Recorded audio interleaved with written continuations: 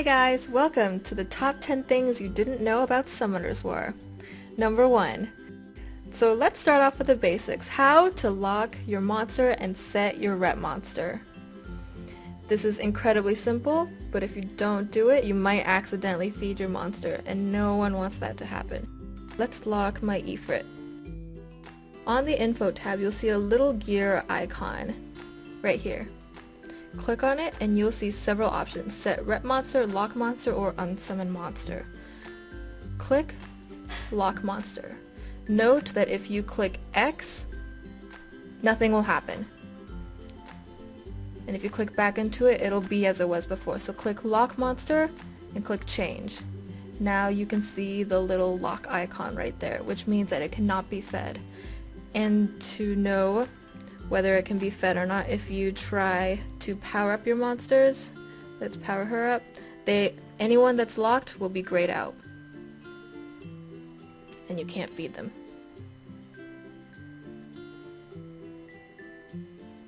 And remember, try to avoid this large unsummon monster button right next to change. You don't want to be like this guy. He never got his monster back. To set your rep monster in the exact same spot, click set rep monster. Note that you can only set one rep monster, and this will be the monster that your friends see and that they can use during battle and gameplay. I don't want to do that, so I'm just going to click the X button. And to know who is your rep monster, they will have a little crown next to their name. So right now Annabelle is my rep monster. Additionally, if you see the little person icon right below the gear icon, this will pull up all the reviews for that monster. All the top comments will be listed right here on the front page. And if you want to leave a comment, click the box below. And if you toggle through the different elements, you can see reviews for other elements for this monster. If their name is underlined, you can also click on their monster to see what runes that they have for their monster. Number 2. How to delete multiple runes. Once upon a time, I was out of space in my rune box, and I was clicking each rune individually in order to sell them. If you have also done that, you'll know that it takes forever. To sell multiple runes at once, click this little money bag, and it'll highlight this section. And now you can select whichever runes you want to sell, and it will preview the rune on the left hand side here. And if you don't want to sell it, just deselect it. Once you know which runes you want to sell, click sell selected items, or you can click cancel. If you want to go back, you can click the yellow arrow, or you can just click the rune tab. You are also able to upgrade your runes from that menu. You don't have to have your runes on any specific monster in order to upgrade them. Number 3. So many people don't know this, but instead of building a team for Giants B9 or Giants B8 and Giants B7, it might be more worthwhile and more time conservative if you go straight to Giants B10. I say this because every Giants team is a different attribute. So B1 is light, B2 is dark, B3 is wind, B4 is fire, B5 is water, and then it repeats itself, ending in water. Ultimately, when team building, it's very time consuming to build a team specifically geared towards a wind dungeon, and then build another team specifically geared towards a water dungeon. So in my opinion, I think it is more effective to go straight to the water dungeon. Typically it's very difficult for my team to auto Giants B9. They don't have any elemental advantage, and they typically don't do very much damage overall. For people struggling with B9 and moving towards B10, I would suggest just using a friend's monster, and if you die, spam a couple crystals to revive and just get you through onto B10. There really isn't much point in building a team just to be able to effectively run B9 so that you can have more runes to effectively run B10. Build a B10 team and skip the rest. I say this, but my team's doing surprisingly well in B9 right now. Don't worry, Shannon has like 3k HP, she won't last for long.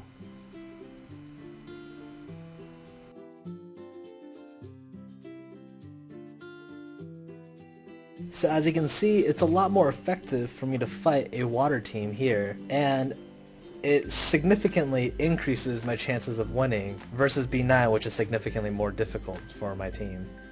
The reason most people go straight towards B10 is because the team that is most successful in defeating B10 is easily obtainable via secret dungeons. Bernard, the Wind Griffin, is actually very, very easily obtainable, as well as Shannon, who's a natural 2-star monster. And Veramos is fusible, although it takes a really long time to get Veramos. And Bella, or Belladion, the light Inugami, is also very, very easy to find. The key to Giant's B10 is to successfully remove this attack buff that the tower gives the Giant, as well as removing the defense break that one of the towers gives us. Bernard is capable of lowering his attack, Bella's able to remove the attack buff altogether, and Veramos is there to remove any debuffs that we may get, as well as add continuous damage. And Huadam just sits there like a potato, but make sure no one dies. So, as much of a potato as he is, he keeps my entire team alive. And there you go.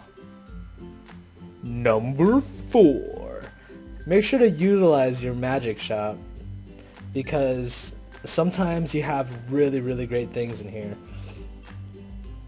Sometimes you'll get 5-star runes, sometimes you'll get 6-star % runes. There's mystical scrolls in here sometimes. Obviously, as I'm recording this, there's nothing of value here to me, but you know, through the magic of Photoshop and Adobe Premiere, right here is now a mystical scroll.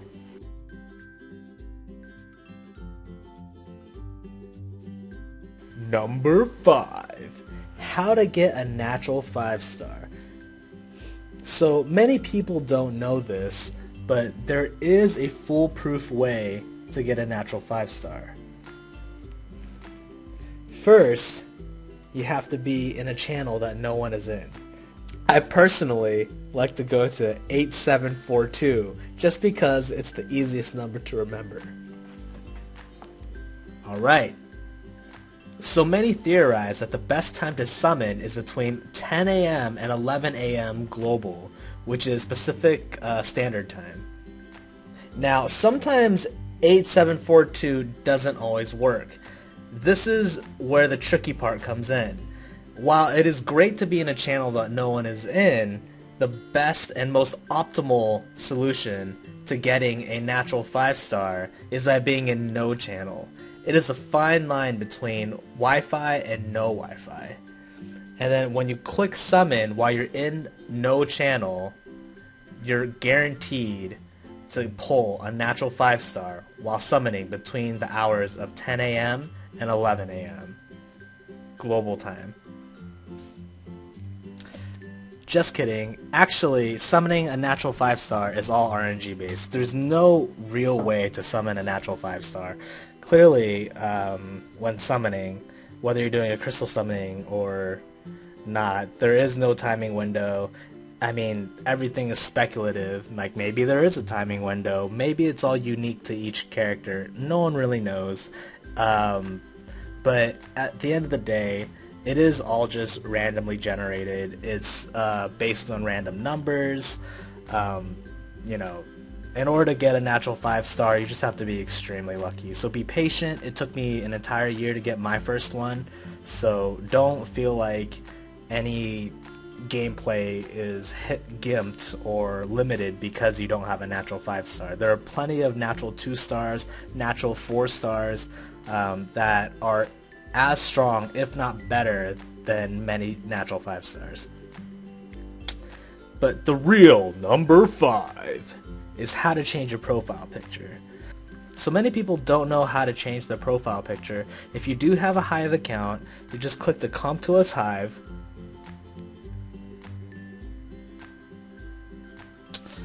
And if you go under Profile and you go under Edit, it'll prompt you, and then you click Edit again, it'll prompt you to choose a photo from your photo album. If you don't have a Hive account, over here where it says log out, you'll see an account that says transfer account. If you click on transfer account, it'll take you to the Hive website where it'll prompt you to make a user account, a Hive user account, or it'll prompt you to enter in your Hive credentials.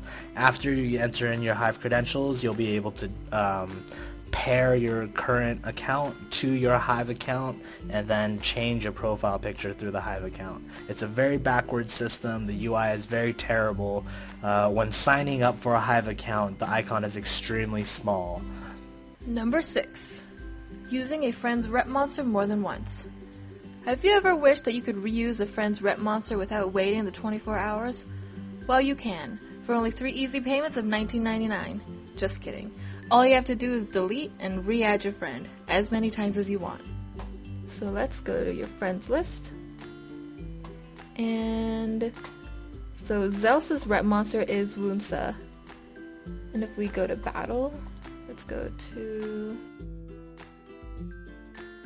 If you look at my list of friends, monster Wunsa is not on here at all. Alright. Did you already use my rep today? I think so. I think at midnight I must have used it. And there's Zeus. So I'm gonna delete you, buddy. Don't delete me. Yes.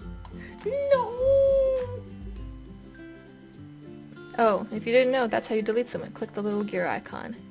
And you can delete, yeah, all these people. So now I'm gonna add him again.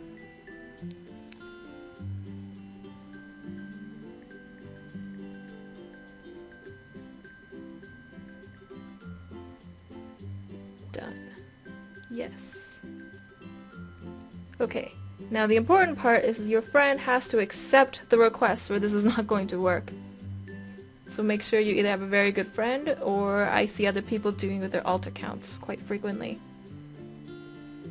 Alright, so he is now back in my friends list. And we'll notice that he's still not there yet, which most likely means that we'll need to restart the game. Let's go to battle. And there he is, Wunsa. Aw yes, ready to go. And you can do that as many times as you want, as long as you are not sick of adding and re-adding people. I'm not going to re-add you again. That's not very nice. Number 7, Rainbowmon and Devilmon.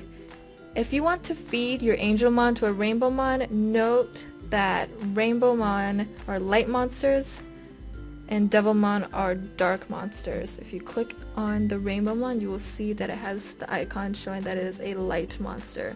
So if you awaken your light Angelmon, your Rainbowmon will be able to benefit from that EXP boost.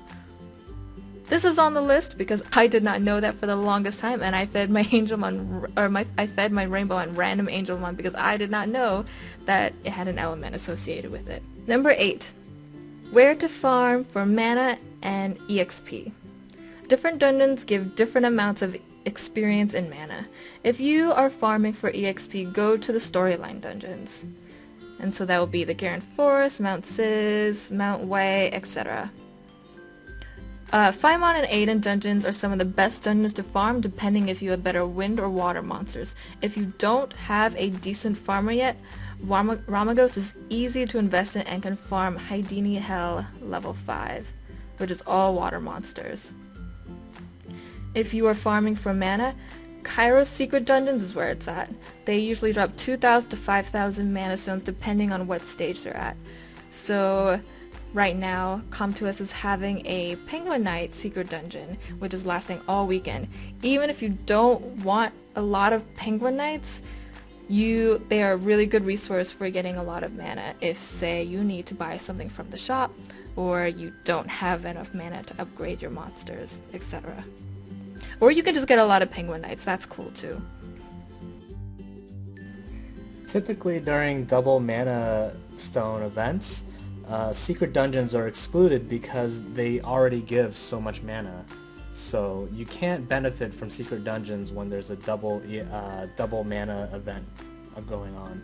During those events, I believe other players have found that Phaimon and Aiden give the best drop rates for double mana times. Number 9. How to see drop info and most common monsters used in dungeons.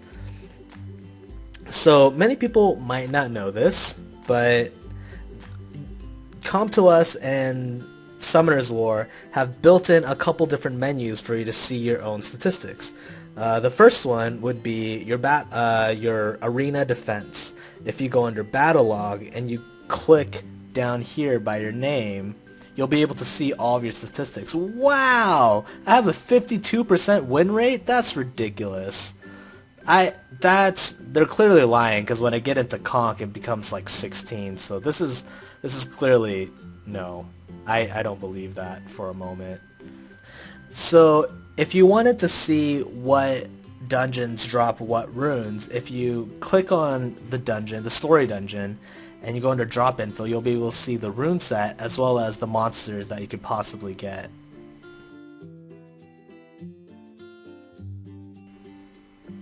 So please don't try to farm Mount White Reagan for Phoenix, because it'll never drop you one. The best thing you can get is a War Bear, which isn't terribly bad, but definitely not a Phoenix. Another thing to note is that these levels all represent what rune slot they'll be dropping. And of course the boss will be a random rune, but overall the rune will have higher stats. You're more likely to get like a 3-star, 4-star, 5-star runes from them. So if you want a slot 2 rage rune, just farm Hill and Mount White Raygon and you'll get it. If you go under the Kairos dungeons, you're also able to see what runes are dropped in what dungeons,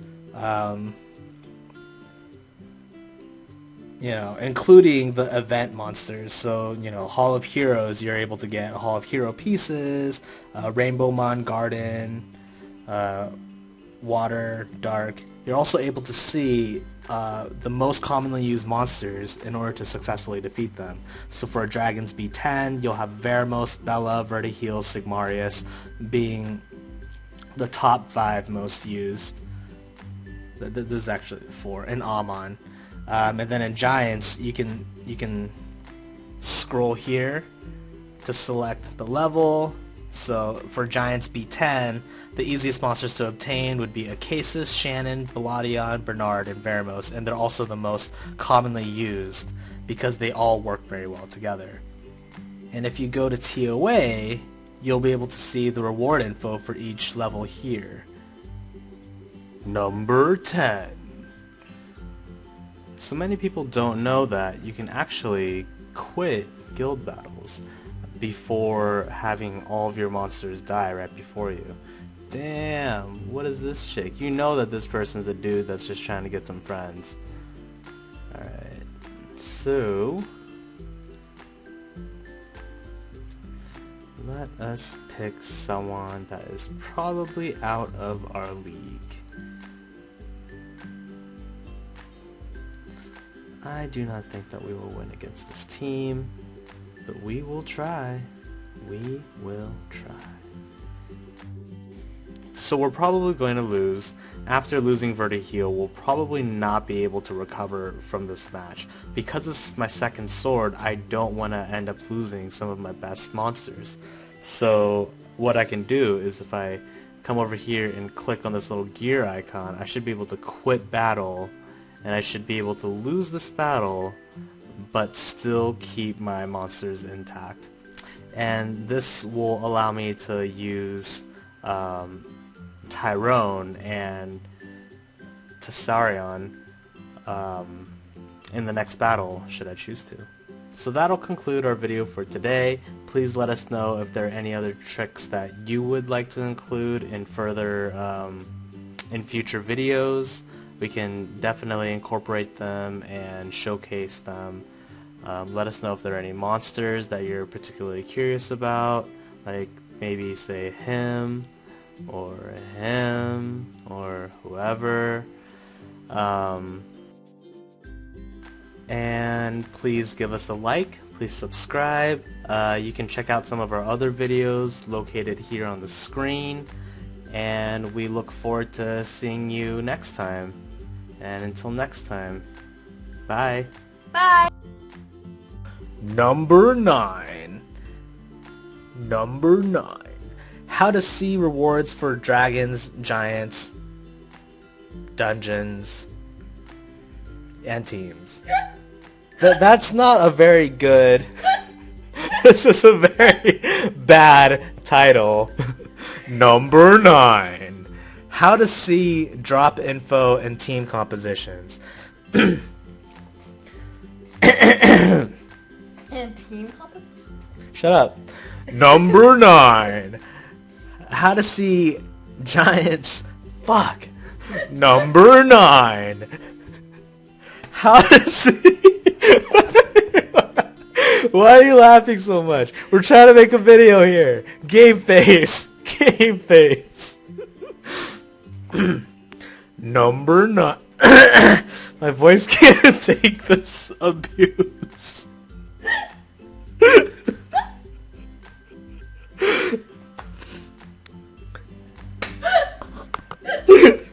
So bad.